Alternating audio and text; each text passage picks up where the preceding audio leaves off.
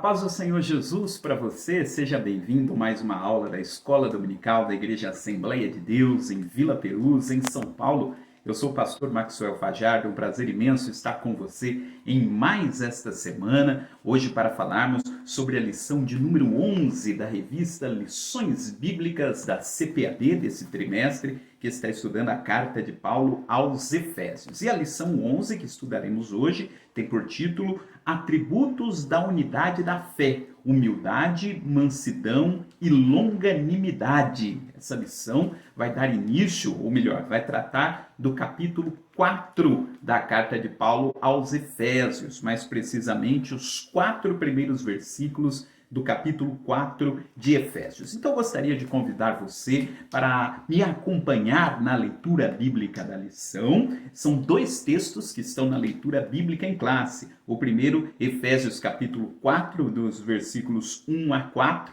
e depois Colossenses capítulo 1, dos versículos 9 ao versículo 12, que também são versículos que tratam deste mesmo assunto. Então vamos lá, Efésios capítulo 4, versículo 1. Rogo-vos, pois, eu, o preso do Senhor, que andeis como é digno da vocação com que fostes chamados, com toda a humildade e mansidão, com longanimidade, suportando-vos uns aos outros em amor, procurando guardar a unidade do Espírito pelo vínculo da paz. Há um só corpo e um só Espírito, como também fostes chamados em uma só esperança da vossa vocação. Colossenses capítulo 1, versículo 9.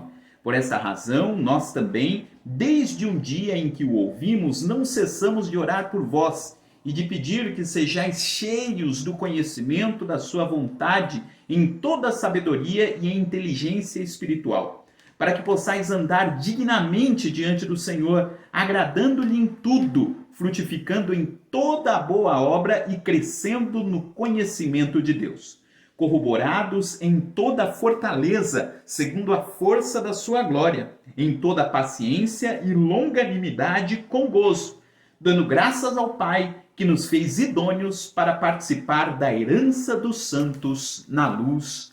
Amém.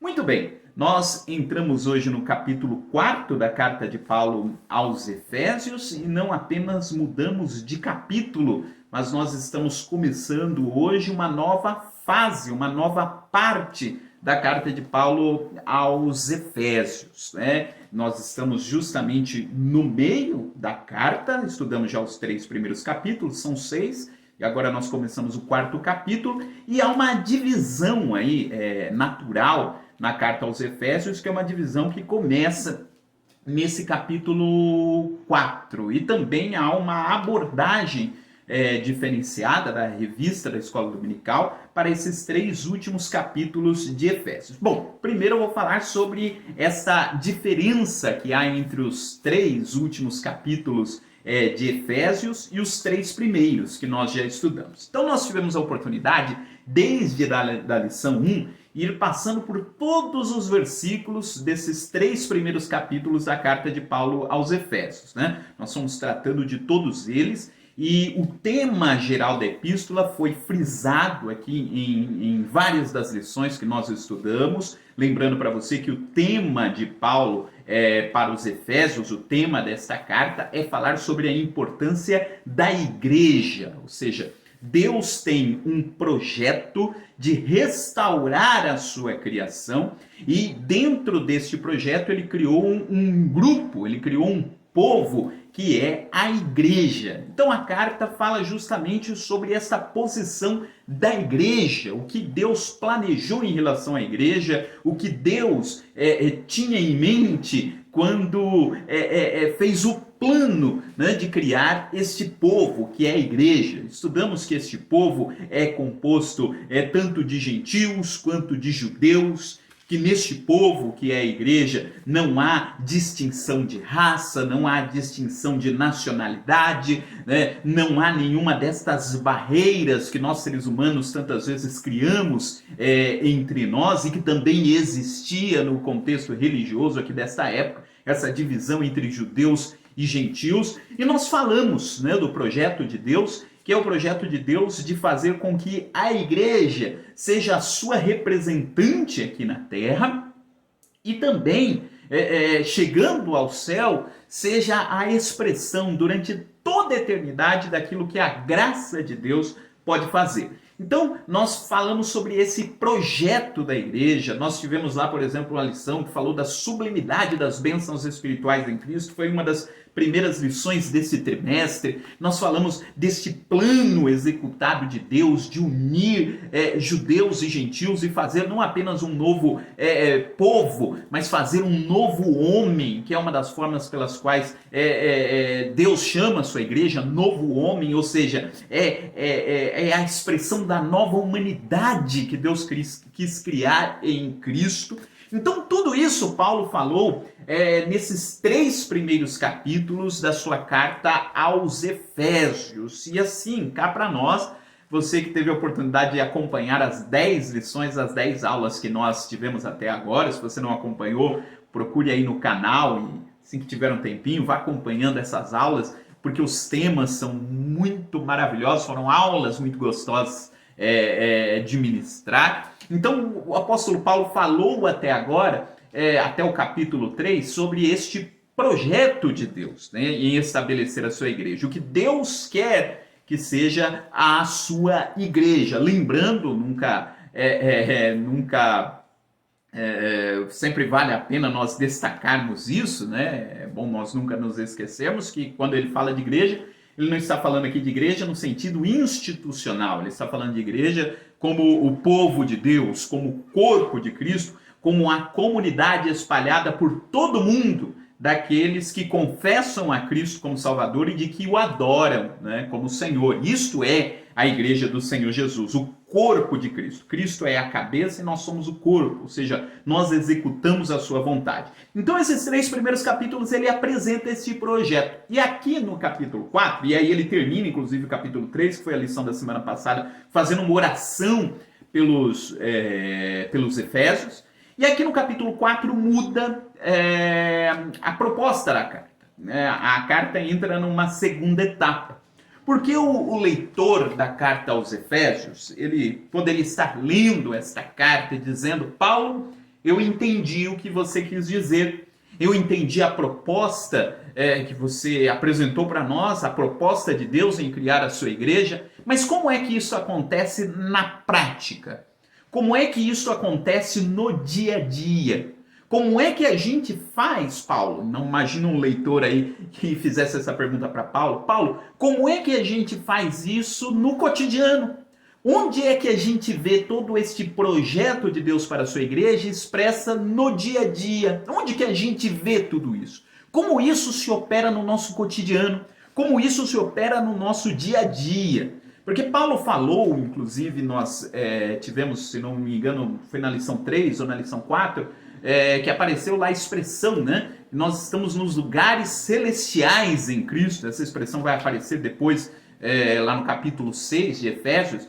Então, ele fala do projeto de Deus na sua igreja nos lugares celestiais, ou seja, todo esse projeto espiritual, não é? Relacionado à igreja. O projeto de Deus para a igreja não é um projeto apenas aqui para esta terra, ele repercute não apenas no campo físico, no campo terreno, pois como nós próprios falamos, durante toda a eternidade a igreja expressará a glória de Deus. Enfim, ele fala de todo este projeto, mas nós, embora tenhamos sido colocados nos lugares celestiais em Cristo, sejamos participantes de todas essas bênçãos celestiais, nós vivemos aqui na terra, nós vivemos aqui no mundo. Nós temos que conviver muitas vezes com pessoas que talvez não sejam as pessoas mais agradáveis. Muitas vezes nós temos que estar lado a lado com pessoas que às vezes não têm a mesma compreensão da vida que nós temos. Nós temos que enfrentar problemas, nós temos que enfrentar dificuldades. No nosso caso, nós temos que enfrentar uma pandemia mundial. Então tem uma série de coisas que está acontecendo. Nós estamos aqui neste mundo. Mas o projeto de Deus permanece o mesmo. O projeto que foi criado lá nas regiões celestiais. Como é que ele se manifesta aqui, no mundo, no cotidiano, no dia a dia? Então, a partir do capítulo 4, você vai perceber que, a partir da aula de hoje, que Paulo está então falando de temas práticos. Ele está pegando tudo aquilo que foi ensinado nos 3 primeiros capítulos de Efésios, da carta aos Efésios, e está colocando em prática. Como é que isso se manifesta no dia a dia? Como é que nós temos que viver? Então você vai perceber que a lição de hoje e a lição de semana que vem, principalmente essas 2 lições, vão falar então de temas muito práticos. E qual é o tema de hoje? Então hoje, o título da lição, como eu já falei, são os atributos da unidade da fé: humildade, mansidão e longanimidade. Então você já pode perceber pelo título que o assunto da aula de hoje é falar sobre o nosso comportamento, sobre a nossa posição enquanto nós estamos aqui na Terra. Então essa é a primeira coisa que eu queria frisar nessa introdução da aula. Essa nova etapa da carta aos Efésios que temos a partir de hoje. E segunda coisa importante, que aí também é um critério, creio eu, que até de espaço, não é? De tempo, da lição de hoje até a lição 13, que é a última lição desse trimestre, o foco aqui nas nossas lições vai ser um foco diferenciado. Até então, nós estudamos versículo por versículo desses 3 primeiros capítulos de Efésios. Da agora para frente, nós vamos ter uma aula para falar sobre um assunto do capítulo 4. Depois, a próxima aula, que vai ser sobre família, nós vamos tratar de um assunto que é um dos assuntos do capítulo 5. E depois, por último, a lição de número 13, para fechar o trimestre, nós vamos falar sobre um dos assuntos do capítulo 6. Então, até por uma questão de espaço, são 13 domingos que tem a lição, ou 13, no caso aqui são 13 aulas, 13 gravações. Nós não vamos tratar versículo por versículo especificamente nessas 3 últimas lições, mas vamos passar pelos 3 últimos capítulos de Éfeso, destacando alguns aspectos de cada um desses capítulos. O que é lógico, se houvesse tempo, houvesse mais domingos aí disponíveis, seria possível passar por cada um desses capítulos, né? Eu acho que talvez fosse necessária uma segunda lição aos Efésios para poder explorar aí a cada um desses versículos, mas é oportunidade para você também conhecer mais a fundo os outros versículos que não foram tratados nessa série aqui de lições, mas estudar aí o livro de Efésios. Por exemplo, aqui no capítulo 4, nós temos aquela famosa passagem que fala sobre os dons ministeriais de Efésios 4:11, não será abordada aí na aula de hoje, mas pertence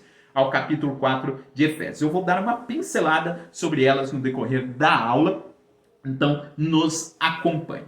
Então vamos voltar aqui à nossa a lógica que o apóstolo Paulo estava seguindo. Na lição passada, Paulo então estava orando pelos Efésios. Você deve se lembrar, a lição passada foi a intercessão de Paulo pelos Efésios, e ele termina a sua intercessão, a sua oração, glorificando a Deus. E aí eu penso que Paulo deu aquela respirada fundo e falou: agora vamos para a prática. Como que tudo isso que eu falei até agora, ele se aplica na prática. Como que ele abre então esse capítulo 4? Veja: rogo-vos, pois. Então essa expressão pois é uma expressão que tem a ver com o que foi falado antes, né? Você só fala o pois, né? Pois bem, eu sempre falo isso no começo da aula, depois da leitura, né? Pois bem. O pois bem o pois, como é o caso do apóstolo Paulo usa aqui, é sempre uma expressão que a gente usa para dar continuidade a algo que nós já estávamos falando antes, né? Então, Paulo está dizendo que eu vou falar agora tem a ver com aquilo que eu já tinha comentado. Ou seja, já que eu falei tudo aquilo, como que a gente vai aplicar agora? Então, esse é o pois. Então, ele diz, rogo-vos, pois. Então, já que eu falei tudo isso, irmãos, então, como que isso vai ser aplicado? E ele usa essa expressão, rogo-vos. Veja, o que é rogar? Rogar é fazer um pedido muito insistente. Quando você roga alguma coisa a alguém, você não simplesmente pede, né? O rogar, né? é um pedido bastante intenso. Quando você roga a atenção de alguém ou roga a alguém para que atenda a um pedido seu, né? Você está fazendo um pedido muito insistente, um pedido bastante intenso. E Paulo está dizendo, irmãos, eu vou rogar agora para vocês. Não é só um pedido, não é algo opcional, mas é algo que é extremamente necessário. Já que eu falei tudo isso até o capítulo 3, se vocês realmente querem viver de acordo com aquilo que eu falei nos capítulos anteriores, vocês vão precisar fazer isso que eu vou dizer agora. O que eu vou dizer agora está relacionado com todo o projeto que eu apresentei nos 3 primeiros capítulos. E eu estou rogando, estou pedindo para vocês, de uma maneira muito intensa, que vocês coloquem isso em prática na vida de vocês. E coloquem em prática o que, Paulo? Então Paulo responde, rogo-vos, pois eu, o preso do Senhor. Então lembre-se novamente, Paulo estava preso em Roma quando ele está escrevendo, então ele faz esse pedido, eu vou fazer um pedido para vocês, eu estou aqui preso, mas faço esse pedido para vocês. E lembre que Paulo tinha falado lá no capítulo anterior que ele estava preso justamente por pregar o evangelho, entre outros, para os efésios. Ele diz, eu rogo-vos, o preso do Senhor, que andeis como é digno da vocação com que fostes chamados. Aqui a vocação que ele está falando, embora no versículo, no capítulo 4, no decorrer do capítulo 4, ele fale sobre a vocação no que diz respeito aos ministérios que Deus deu a cada um, né? Efésios 4:11, porque ele deu uns para apóstolos e profetas, evangelistas, pastores e mestres, embora ele fale desta vocação específica, vale a pena nós lembrarmos para você que existem 2 tipos de vocação, né, no que diz respeito à doutrina da salvação. Há uma vocação para a salvação. O que é vocação? Vocação é o chamado, né? Dizendo assim de uma forma simplificada. O chamado. Há o chamado geral para a salvação e há os chamados específicos para determinadas atividades, né? Eu fui chamado para lecionar aqui, né? Para ensinar a palavra de Deus. Mas existe uma vocação geral que vale para todos aqueles que aceitaram a Cristo como Salvador, né? O chamado para a salvação. Neste versículo aqui, ele está falando dessa vocação geral. Ele diz, irmãos, vocês foram chamados para a salvação, né? Andeis dignos da vocação com que vocês chamados. Deus chamou vocês para serem salvos. Já falamos sobre isso nas lições anteriores, né? Como foi esse chamado. Ele diz, e já que vocês forem chamados, existe uma forma como vocês devem viver, como vocês devem andar. Depois você pode observar no capítulo 4 mesmo de Efésios, não é o texto escolhido aqui para a lição hoje, mas lá no capítulo 4, a partir do versículo 17, Paulo diz sobre a santidade cristã que é oposta aos costumes dos gentios. Vou até ler aqui para você, Efésios 4:17. Digo isto e testifico no Senhor, para que não andeis mais como andam também os outros gentios, na vaidade do seu sentido, entenebrecidos no entendimento, separados da vida de Deus, pela ignorância que há neles, pela dureza do seu coração. Então Paulo está dizendo, olha irmãos, agora vocês precisam ter uma vida diferente daquela vida que vocês viviam anteriormente. Não dá para continuar vivendo da mesma forma, né? Porque se eu aceito a Cristo e continuo vivendo, fazendo coisas erradas, do que adianta eu ter aceitado a Cristo? Se a minha entrega da minha vida a Cristo não repercute no meu modo de vida, então a minha vida não mudou. E Paulo está dizendo, olha, precisa ter mudança, precisa ter uma alteração. Vocês não podem viver no egoísmo, vocês não podem continuar vivendo no orgulho, satisfazendo as próprias vontades. Há um novo estilo de vida que é requerido de vocês.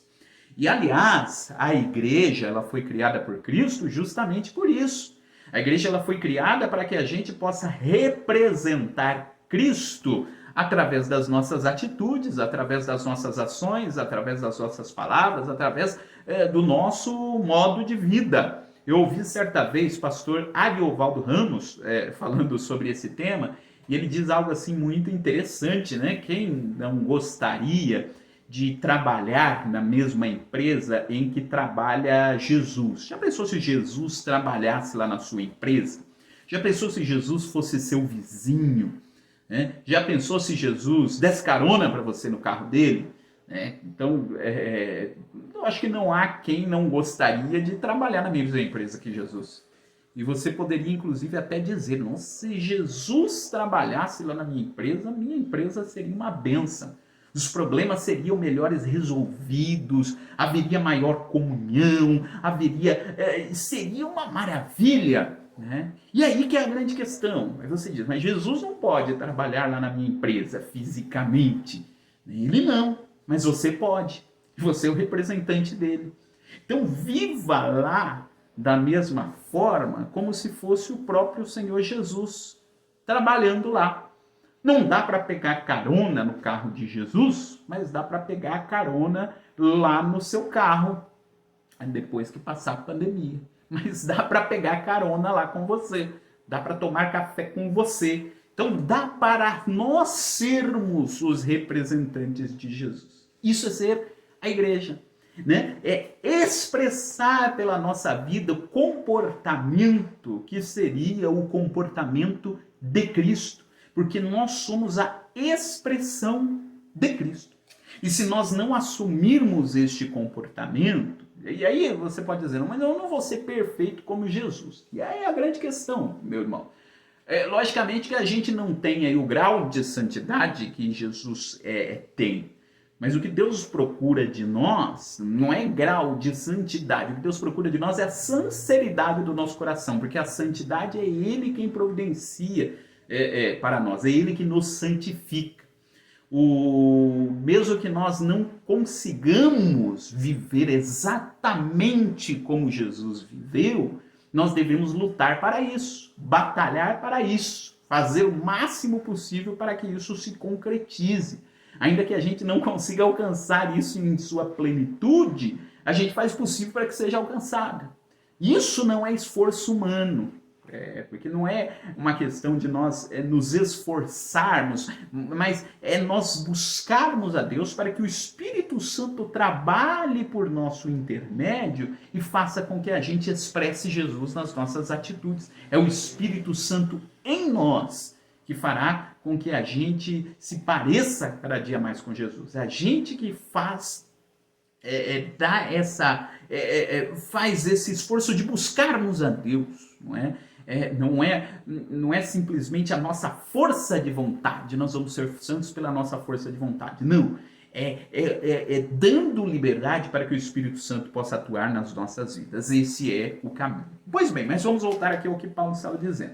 Então ele está dizendo, irmãos, vocês precisam andar de modo digno com a vocação do qual vocês forem chamados. Uma das coisas mais tristes que tem é quando você tem uma pessoa que tem determinada posição e ela não anda de acordo com aquela posição. Você conhece alguém, por exemplo, que tem determinada posição, espera-se que aquela pessoa, por conta da posição que ela ocupe, haja de determinada forma, porque afinal de contas ela não está em uma posição qualquer.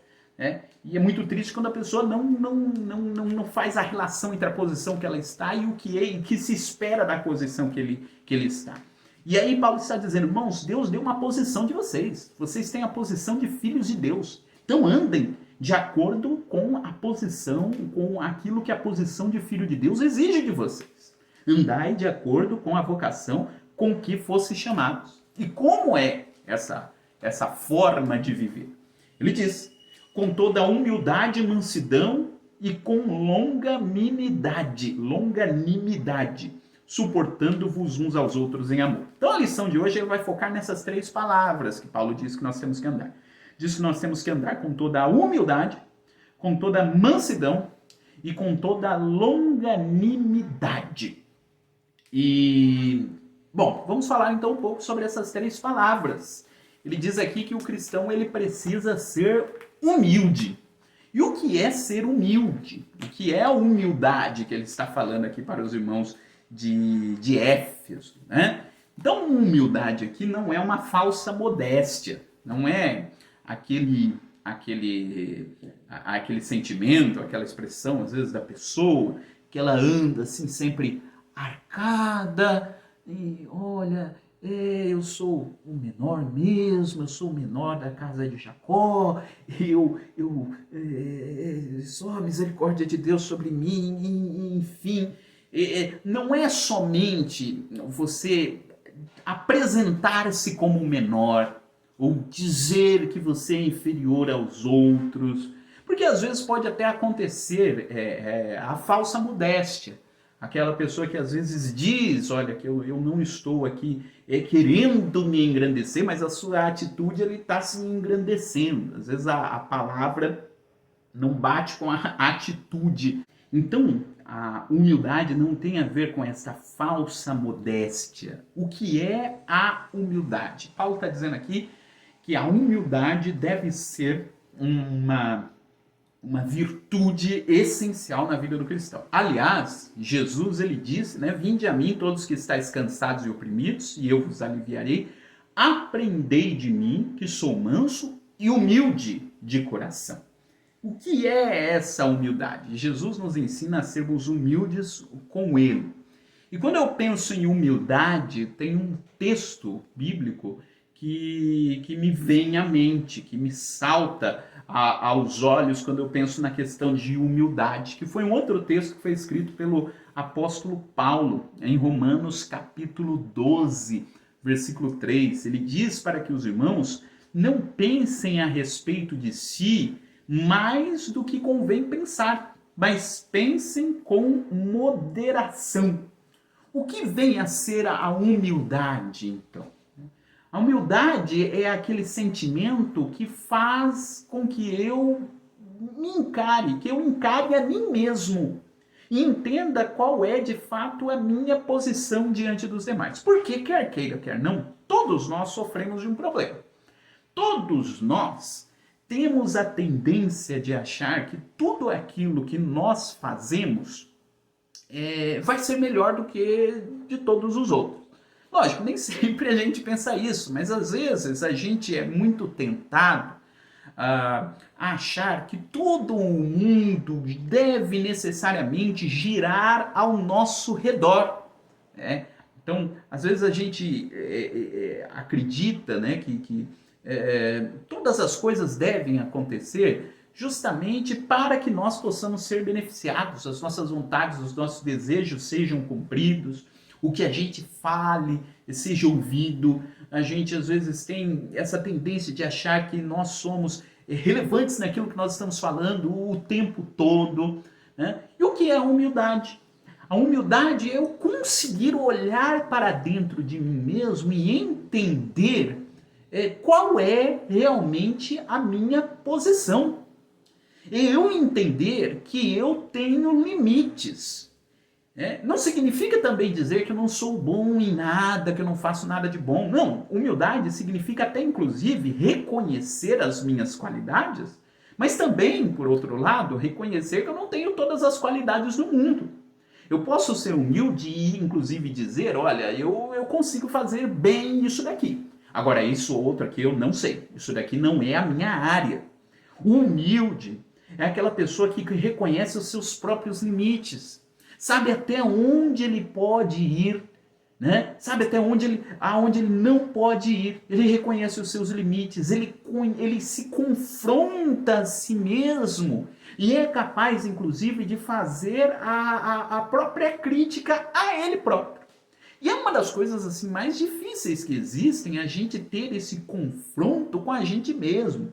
Porque às vezes quando a gente olha para dentro de nós mesmos, às vezes o que a gente encontra não é bom. Às vezes a gente se assusta com aquilo que a gente a gente encontra quando a gente olha para nós mesmos. O humilde é aquela pessoa que constantemente olha-se no espelho. Lógico, eu não estou dizendo isso no sentido literal, mas eu estou dizendo que é aquela pessoa que sempre costuma olhar para dentro de si e entender os seus limites. Entender o que ele pode, o que ele não pode, né? E conseguir não ver-se como uma pessoa que está além dos demais. Ele diz, não, eu dou aqui a minha contribuição, esse aqui é o meu lugar. Isso significa a humildade. É reconhecer que eu posso ajudar no dom que Deus deu para mim, para que eu possa ajudar, E reconhecer que há determinadas áreas em que eu não vou conseguir ajudar. O humilde, ele consegue reconhecer os seus limites. Ele consegue saber até onde ele vai e qual é a sua área de atuação. E Jesus, ele diz, Jesus, ele é humilde de coração. Porque Jesus, veja só que coisa interessante, não é? Jesus, logicamente, o melhor ser humano que já passou por aqui, pela Terra. Mas Jesus, ele parava para ouvir as pessoas. Jesus, ele parou para ouvir um cego que estava mandando o cego se calar, lá em Lucas 18, né? O Bartimeu parou para ouvir ele.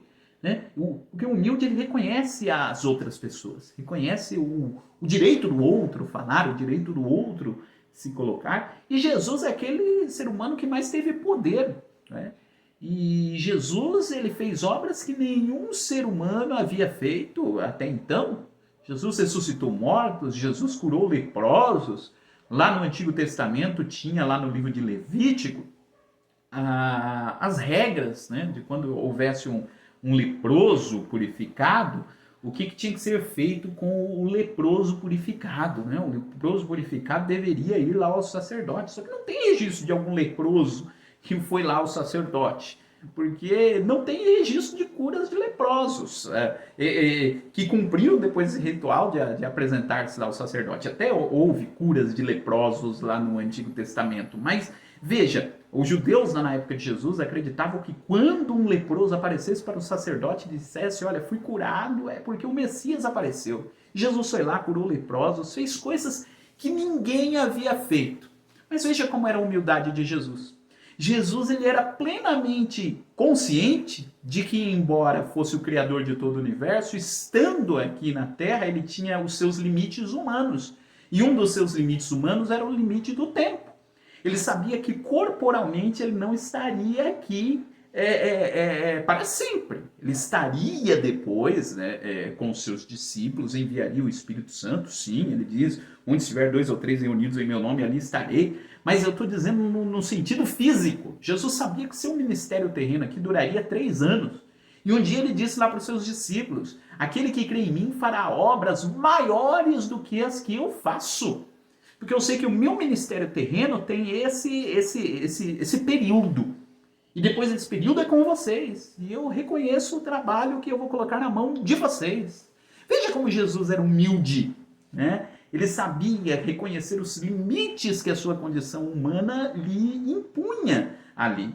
Reconhecia que, por exemplo, no jardim do Getsemane, ele precisava de amigos que estivessem o apoiando ali na oração.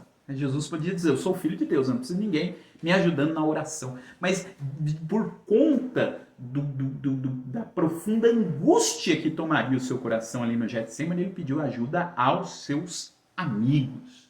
É a humildade que Paulo diz aqui que é essencial para todos nós. E vale a pena lembrar, o comentarista pastor Douglas Batista, que merece aqui o nosso elogio, né, por vários dos comentários, né, que apresenta aqui para nós, inclusive esse que eu achei assim muito interessante. No mundo antigo, a humildade não era vista como uma virtude. A humildade era vista como algo ruim. Os gregos diziam que você não deveria ser humilde.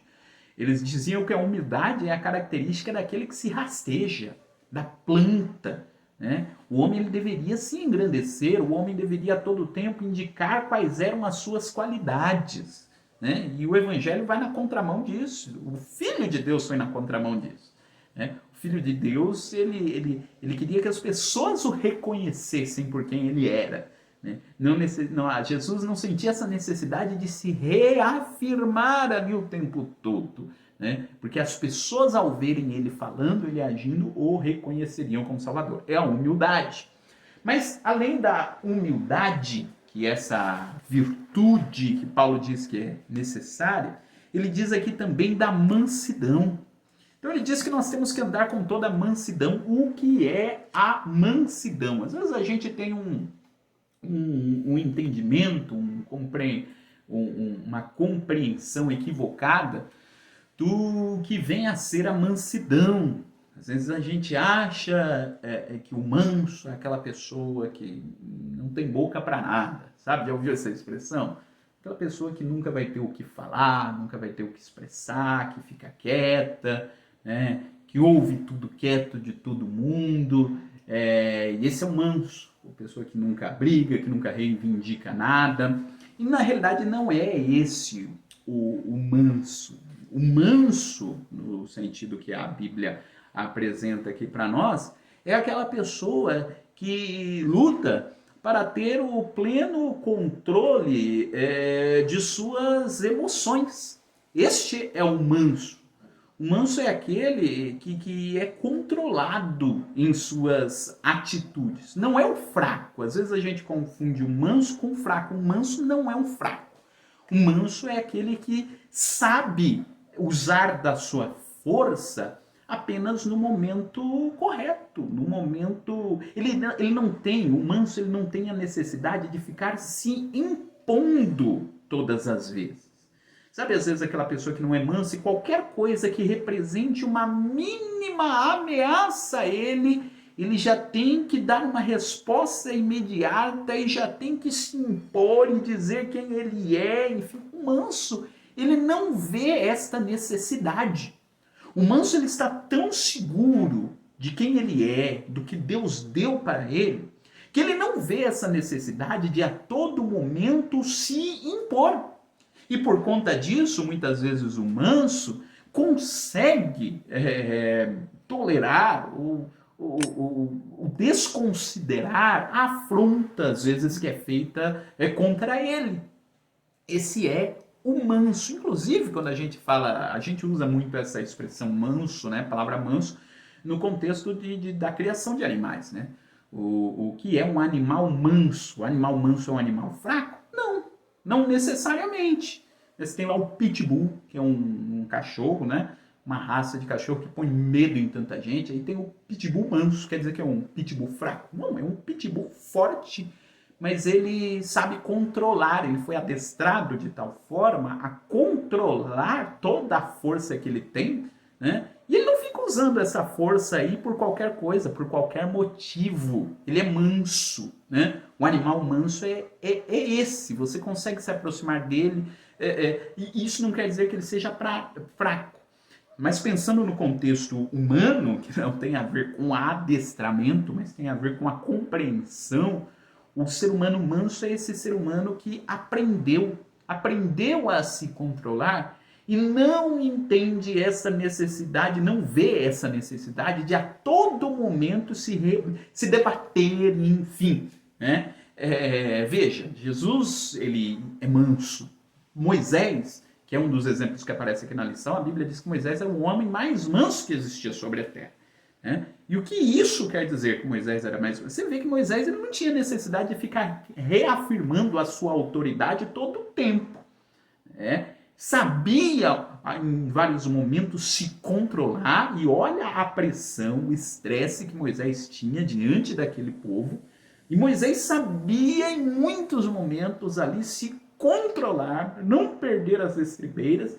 E às vezes a gente tem muita dificuldade, às vezes, de lidar com as críticas. A gente ouve, às vezes, a crítica de alguém contra nós, e às vezes, para nós, a crítica é o fim. E o manso, ele vai sabendo lidar com estas coisas. Né? Os gregos, isso também é outra coisa que é enfatizada aqui pela nossa lição, dizem que essa característica é aquele que nem não é aquele que não reage nunca e nem é aquele que fica reagindo o tempo todo. O manso é aquele que sabe que reagir com equilíbrio. Então veja, Jesus, mesmo sendo manso, porque às vezes a gente lê os relatos de Jesus enfrentando ali os fariseus, e a gente fala, Jesus devia ter uma outra atitude lá, como se a gente pudesse dar palpite na forma como Jesus deveria agir. Né? Jesus é perfeito nas suas ações, mas às vezes a gente acha, né, que Jesus deveria ter um confronto mais direto, enfim. Não. Jesus ele não tinha essa necessidade de se impor o tempo todo, mas, no entanto, quando era realmente necessário usar da força das suas palavras e das suas atitudes, Jesus fazia. Então veja, há um episódio de Jesus como homem manso que era, mas que ele derrubou as mesas dos cambistas que vendiam lá no pátio do templo. Veja, o manso não é aquele que não questiona as injustiças ou aquilo que está sendo feito, porque Jesus apontou isso naquele episódio, mas é aquele que sabe reagir no momento certo. E Paulo está dizendo aqui, irmãos, sede mansos, sede mansos. Jesus era manso e humilde de coração. E para terminar, ele fala aqui da longanimidade. Ele diz, irmãos, nós temos que ser longânimo. O que é ser longânimo? Longânimo vem de duas palavras gregas, macro e timia. Então, tem a ver com a constância, uma constância por um longo tempo. Até, inclusive, a palavra longanimidade dá essa ideia de paciência. Longanimidade, até a palavra é longa, longanimidade. A longanimidade é esta capacidade que Deus coloca em nós de conseguirmos resistir a determinada situação por um longo tempo. É a paciência. E como é importante, como é necessário sermos pacientes. E Paulo diz aqui para os irmãos, vocês só conseguirão ser fiéis nessa sociedade tão difícil que é a sociedade dos Efésios se vocês forem pacientes. Perseverem, tenham paciência no modo de viver de vocês. Estudando aqui para essa lição, William Barclay, que é um dos comentaristas do livro de Efésios, ao comentar tanto quanto a longanimidade quanto a mansidão, ele usa uma figura que eu achei assim, muito interessante. Ele fala do cachorro. Imagina aqueles cachorros grandes, fortes, e tem aqueles cachorrinhos pequenininhos, sabe? Chihuahuas, cachorrinho pequenininho, que às vezes quer se impor e fica latindo aquele tempo todo e às vezes quer enfrentar o cachorrão. E ele diz que às vezes o cachorrinho pequenininho chega pro cachorro grande e fica latindo e fica querendo se impor. E às vezes o cachorro grande ele poderia simplesmente morder o cachorrinho pequeno, dar um tapa no cachorrinho pequeno, sei lá, fazer alguma coisa e acabar com ele naquele todo momento. Mas o cachorro grande, sabendo quem ele é, sabendo das qualidades que ele tem, sabendo da força que ele possui, parece que ele entende que não vale a pena simplesmente eliminar aquele cachorrinho pequeno. E às vezes aguenta ali calado, numa atitude até de preservação. Então ele diz que essas características têm a ver com isso. Às vezes não vale a pena nós estarmos nos impondo o tempo todo, ou respondendo a toda a afronta, porque Jesus não fez isso, Jesus não respondia a toda a afronta. Quando era realmente necessário, ele respondia, mas não o tempo todo. A Bíblia diz lá no livro de Hebreus que ele desprezou a afronta, inclusive quando estava a caminho da cruz. Que Deus nos dê essa capacidade, isso é fruto do Espírito, é o Espírito Santo que produz em nós, de termos essa paciência, mansidão e a longanimidade. E a longanimidade, que é essa paciência, o suportar situações difíceis por um longo tempo, que é uma característica essencial para a vida cristã. A Bíblia diz que Deus é longânimo, Deus é paciente. Imagina, irmão, se Deus não tivesse paciência comigo, se Deus não tivesse paciência com você. Quanto que a gente erra, quanto que a gente falha, quanto que a gente peca, porque todos nós pecamos diariamente. Quantas vezes a gente age de maneira como não deveria agir. E Deus é extremamente paciente conosco. Deus nos perdoa hoje, às vezes amanhã a gente comete outro erro e Deus está nos perdoando novamente. Porque Deus é um ser longânimo. Ele nos suporta por um longo período, porque Ele sabe que o seu Espírito Santo está atuando em nós e Ele sabe o que Ele está produzindo dentro de nós. É a longanimidade, essa capacidade de suportar situações difíceis por um longo tempo. E Paulo está dizendo que os irmãos ali de Éfeso deveriam ter essa característica. E por quê? E aí eu vou dar uma pinceladinha apenas no capítulo, no restante aqui do capítulo 4, só para a gente ter essa ideia geral do capítulo 4, porque na próxima semana nós vamos partir para o capítulo 5, falando sobre família, inclusive.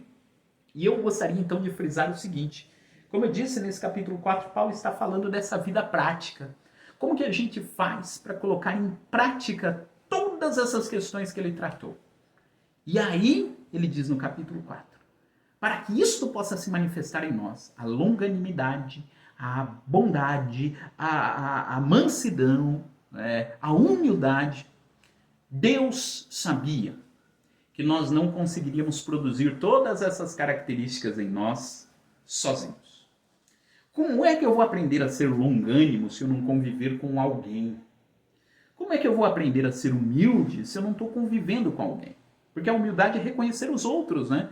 E se eu não tenho outro para reconhecer, como que eu vou aprender a ser humilde? Então todas essas características que eu falei têm a ver com essa, com a unidade, com a comunhão, com o relacionamento, com o social. O ser humano, isso é muito bem frisado lá na sociologia, o ser humano ele é um ser social. O ser humano não existe sem a sociedade não existe sem o ser humano.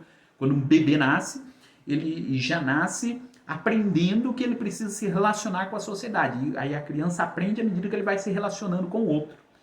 E como é que a gente consegue aprender essas coisas todas nos relacionando com o outro? Com o outro quem? Com a igreja do Senhor Jesus. A igreja é um ambiente que Jesus criou, que Deus criou, para que a gente possa desenvolver todas essas características. Não é que a gente já fica pronto, a gente aceita Jesus um dia, no outro dia de manhã a gente está pronto com todas essas virtudes cristãs, já 100% na nossa vida. Não, isso a gente vai desenvolvendo. E desenvolvendo como? Na comunhão, na atividade com os demais irmãos. Então, eu vou só ler aqui os demais versículos, alguns versículos aqui desse capítulo 4, só para frisar isso que eu estou falando. Então ele fala que a gente desenvolve toda a humildade, mansidão com longanimidade, suportando uns aos outros com amor. Onde a gente aprende a ser longânimo, manso e humilde? Suportando um ao outro em amor. Ou seja, é na comunhão com os outros. Por quê? Procurando guardar a unidade do Espírito pelo vínculo da paz. E aí que entra a ideia da igreja. A igreja é esse grupo, esse novo homem que Deus criou, onde essas virtudes cristãs devem estar atuando o tempo todo. E quem é que faz isso? É o Espírito. Ele diz, porque há um só corpo, um só Espírito, como também fossem chamados em uma só esperança da vossa vocação.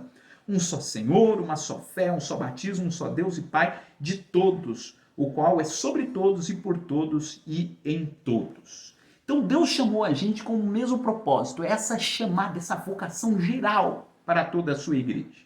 Né? E para podermos cumprir essa vocação, a gente precisa lutar para desenvolver essas virtudes cristãs. E aí na segunda parte do capítulo 4, ele vai dizer que da mesma forma como Deus concedeu essa virtude geral para o seu corpo, né? Esse chamado geral para a salvação, ele também deu a cada um dos membros deste corpo virtudes particulares, para que eu possa, através do dom que Deus me deu, ajudar o outro irmão para que ele possa alcançar essas virtudes cristãs. E aí no decorrer do capítulo 4 ele vai dizer isso, que a graça, versículo 7, foi dada a cada um de nós segundo a medida do dom de Cristo.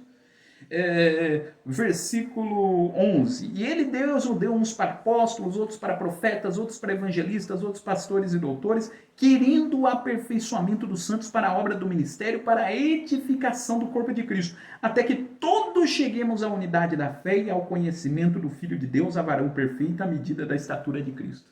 Ou seja, além de pedir, né, de rogar para que, o apóstolo Paulo rogar para que nós desenvolvêssemos essas virtudes que são essenciais para a vida cristã, ele diz, e Deus levantou pessoas na igreja com dons diferenciados, e ele opera na vida dessas pessoas. Um ele levanta para pastorear, outro para ensinar, outro para ser profeta, e tem no livro de Romanos, lá por exemplo, uma outra lista de dons. Ou seja, Deus distribui os seus dons na igreja para prover essa edificação mútua, porque tudo isso que ele falou lá nos 3 primeiros capítulos de Efésios se realiza, deve se concretizar na igreja. E para que se concretize na igreja, Deus distribuiu dons, Deus distribuiu habilidades, Deus distribuiu talentos, para que um possa ajudar o outro, para que todos possam chegar até a unidade da fé. Esse é o projeto de Deus para a sua igreja. E lembre-se que eu falei algumas aulas atrás. Unidade é chegar naquele ponto onde não é possível mais distinguir um do outro. A unidade é uma característica que há na Trindade. A Trindade é Pai, Filho e Espírito Santo, mas é tão difícil para nós explicar a Trindade porque é uma união tão perfeita entre Pai, Filho e Espírito Santo que eles são um. Eles são 3, mas são um. E o projeto que Deus quer estabelecer para a sua igreja é que a igreja sejam muitos, mas que ao mesmo tempo sejam apenas um em Cristo. E Cristo é a cabeça deste um novo homem, que é a igreja do Senhor Jesus Cristo. Eu quero orar agora com você para que o Senhor Jesus possa continuar abençoando a sua vida. Amado Deus, glorioso Pai, eu quero louvar e engrandecer o Teu nome por esta aula, Senhor. Como é maravilhoso poder falar da Tua palavra, como é maravilhoso, Senhor, poder falar de coisas que enchem o nosso coração. Quero lhe pedir a Tua bênção sobre a vida desse Teu servo, dessa Tua serva que está nos acompanhando. Queremos lhe pedir, Senhor, que ainda que virtualmente esse possa ser um canal onde cada um dos Teus filhos possa ser ricamente abençoado e alcançado pelo poder da Tua palavra. A palavra que liberta, a palavra que abençoa, a palavra que nos conduz à unidade e à edificação mútua, Senhor. É o que nós queremos lhe pedir para a glória e louvor do Teu nome. Amém. Amém.